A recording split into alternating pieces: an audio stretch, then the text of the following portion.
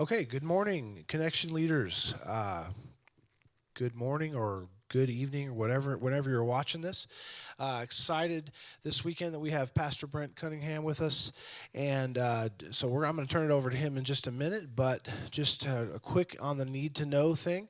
I'm going to do a shameless plug, and I'm going to just throw it out there that if you guys know any worship people that are interested in being a drummer or a keyboard player or just interested in worship, anything like that, we're looking for people like that to help us right now. So that is my shameless plug.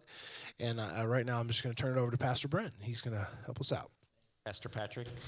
Well, how are you guys? It's so good to have been with you this weekend. We're in the Healthy Minds series, and this weekend we were specifically looking at the topic of fear and how that intersects with our lives. And so I just want to throw out a couple questions that they're going to relate to much of the content that we talked about. The first one was, and we didn't really have as much time to get into it as I would have liked, but we talked about this idea that Christians have kind of an interesting, maybe almost paradoxical relationship with fear. Let me sort of throw it out to you.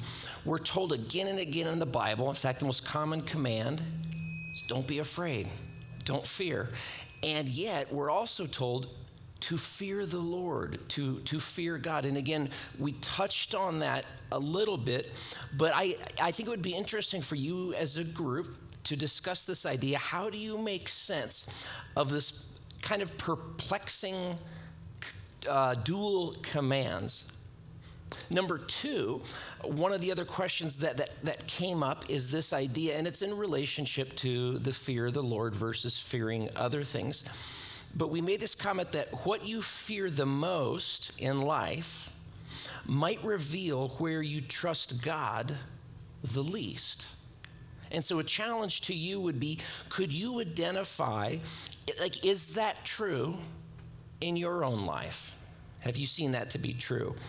And then number three, the last one, we talked about the importance of connection when going through times of fear and anxiety, the important role that a friend plays for you. And I mentioned a study, and if you didn't hear it, this will probably sound really weird, but who are your monkey buddies? Who are the trusted, supported relationships in your life that when you're going through periods of fear or anxiety in your life, they're that trusted person that you can process your fears and help you kind of shoulder those fears. And if you haven't identified that, what are the steps that you need to take to maybe be in a place where you can develop those sorts of relationships? So, hey, I hope some of these questions stimulate some great conversation in your group and help you really process through some of the material that we talked through this weekend. Hope you have a great rest of your week.